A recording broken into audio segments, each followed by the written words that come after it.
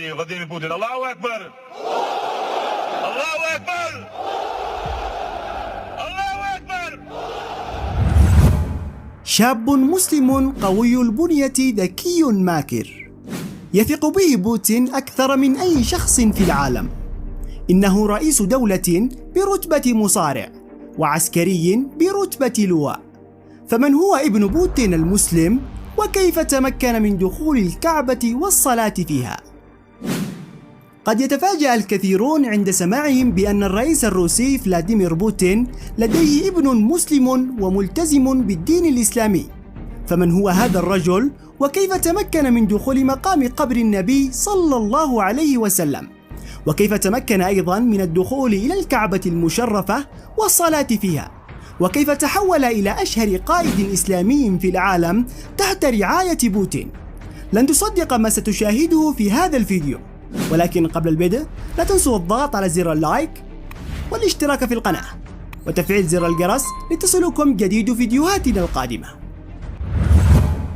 جميعنا يعتقد أن الرئيس الروسي بوتين لا يمتلك أي أولاد ذكور، فقد أنجبت له زوجته مرتين، وفي كلتا المرتين أنجبت له إناثا فقط.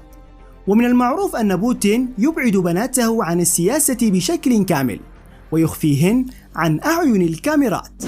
وقد بقي الرئيس الروسي يحلم بإنجاب طفل له يحمل اسمه ويرث صلابته وحنكته ليدخله في عمله ويهيئه للدخول في مجاله، وبقي ذلك الأمر حسرة في قلبه، ولكن الله عوضه عن ذلك.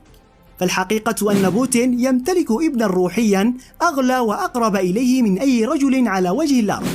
إنه المسلم رمضان قاديروف، رجل استثنائي صلب ومحنك، ورث الكثير من طباع الرئيس الروسي، وقد عينه بوتين رئيسا لدولة الشيشان التي تعد جزءا لا يتجزأ من روسيا. هو الوحيد الذي يدخل إلى مكتب بوتين دون ميعاد، فهو صديق بوتين الوفي وابنه الروحي الذي قال عنه بوتين يوما أنه الولد الذي لم ينجبه، فإنه الرجل الوحيد الذي يحمل الوسام الروسي الأعظم والأعلى مرتبة، وسام بطل روسيا. ولطالما ظهر قاديروف على أنه رمزا للقائد المسلم الملتزم والذي يتبع التعاليم الإسلامية في كل صغيرة وكبيرة، وهو ما شجع عليه الرئيس الروسي بوتين، فكان يصطحبه في العديد من اجتماعاته ويقوم بمشاورته ودعوته إلى جميع مناسباته وخاصة الإسلامية منها، وقام بمنحه الصلاحيات الكاملة لتطبيق الشريعة الإسلامية دون أي عوائق. فمن المعروف أن دولة الشيشان هي أحد أكثر الدول اتباعا لتعاليم الدين الإسلامي في كل أمر من أمور الحياة، وللرئيس الشيشاني العديد من المواقف الإسلامية الشهيرة، ومن أبرزها مغادرة اجتماع للرئيس الروسي ليلحق بوقت الصلاة، ومن ثم عودته للاجتماع. ولم يبدي الرئيس الروسي بوتين أي انزعاج لما حدث حينها، لأنه يعلم مبادئ قاديروف جيدا. Рамзан Ахматович, а куда вы так быстро побежали? Глава Чеченской республики спешил, как он нападал. ويعد قاديروف من الزعماء القلائل الذين تم فتح باب الكعبة المشرفة لهم للدخول إليها والصلاة فيها، وذلك خلال قيامه بأداء مناسك العمرة مع والدته وبناته. فقد تلقى ترحيبا كبيرا عند وصوله إلى الحرم المكي، وتم فتح باب الكعبة خصيصا له ولأمه وللدخول إلى داخلها، وثم أفلج صدره بتقبيل الحجر الأسود والتمسح به.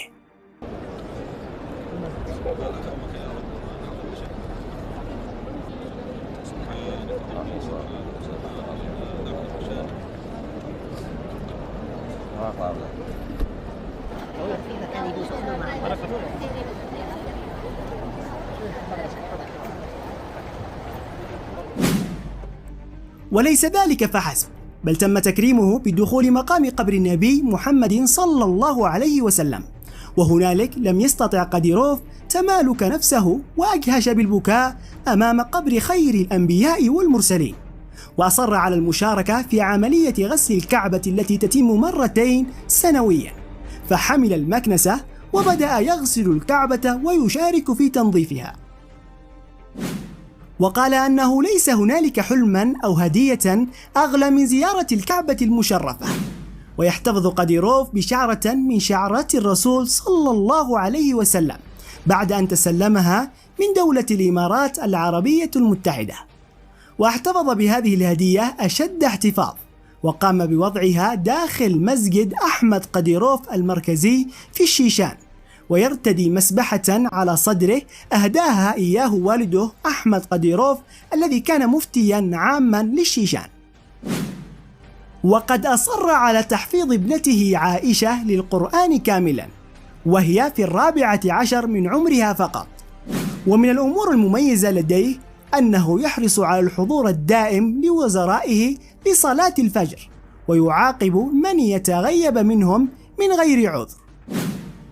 وقد قام بمظاهرة مليونية ضد الرسوم المسيئة للنبي صلى الله عليه وسلم، وبدأ ببرنامج لتحقيق أحد أهدافه، وهو تحفيظ القرآن الكريم لأكبر عدد من أطفال الشيشان. وأما علاقته ببوتين فهي متينة لأقصى الحدود، فقد صرح قديروف أنه مستعد لأن يهب حياته دفاعا عن روسيا وعن رئيس روسيا بوتين، وأعلنها صراحة في مناسبات عدة، ودائما ما يرددها أمام جيشه وجنوده بأن الرئيس الشيشان وجنود الشيشان جميعهم مستعدون للتضحية في سبيل الإسلام والنبي صلى الله عليه وسلم ومن أجل الدفاع عن روسيا.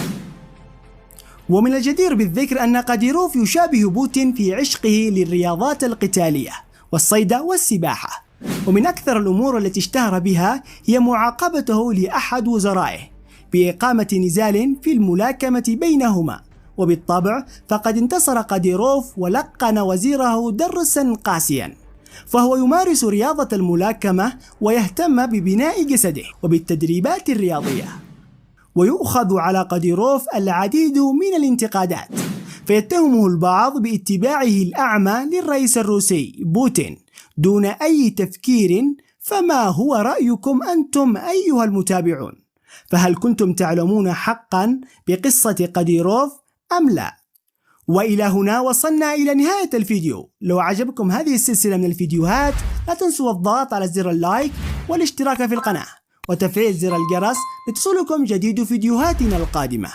كان معكم أخوكم أحمد العواضي، دمتم في أمان الله.